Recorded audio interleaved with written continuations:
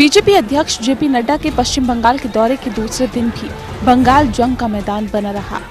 JP Nadda मुख्यमंत्री ममता बनर्जी के भतीजे और सांसद अभिषेक बनर्जी के संसदीय क्षेत्र डायमंड हार्बर जा रहे थे।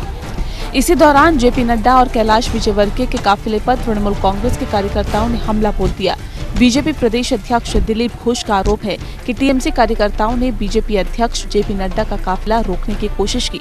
इस दौरान टीएमसी कार्यकर्ताओं ने पत्थरबाजी भी की, जिसमें कैलाश विजयवर्गीय और मुकुल रॉय घायल हो गए।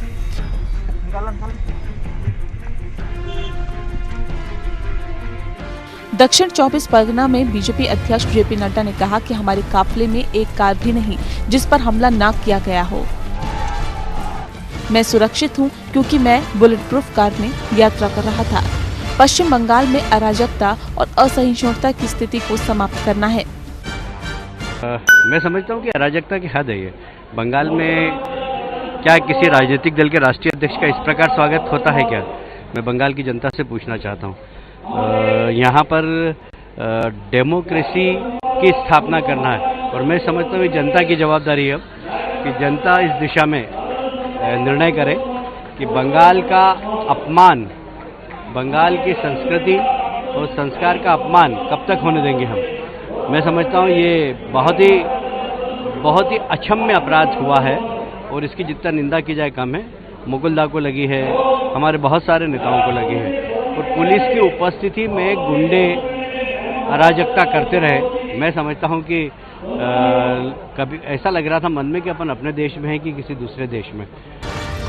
इससे पहले बीजेपी ने दावा किया कि टीएमसी ने बीजेपी के राष्ट्रीय अध्यक्ष जेपी नड्डा के दौरे से कुछ घंटे पहले ही बीजेपी नगर अध्यक्ष सुरजीत हल्दर पर हमला किया था।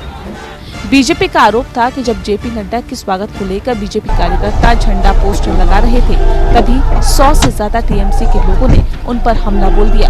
आरोप है कि इसमें बीजेपी के 10 से 12 कार्यकर्ता घायल हो गए। वहीं तृणमूल कांग्रेस ने कहा कि ये एक झूठा आरोप है, बीजेपी केवल झूठ बोलती है। ममता जी की अराजकता वाली सरकार है और अराजकता के साथ साथ असहिष्णु इनटॉलरेंट सरकार है। उसकी तस्वीर हमको आज देखने को मिली है। यह बताता है कि ममता जी जो रिच कल्चर है बंगाल का, उस उत्कृष्ट संस्कार और संस्कृति की न परवाह करते हुए राजनीतिक असहिष्णुता इनटॉलरेंस के साथ कार्य कर रही है।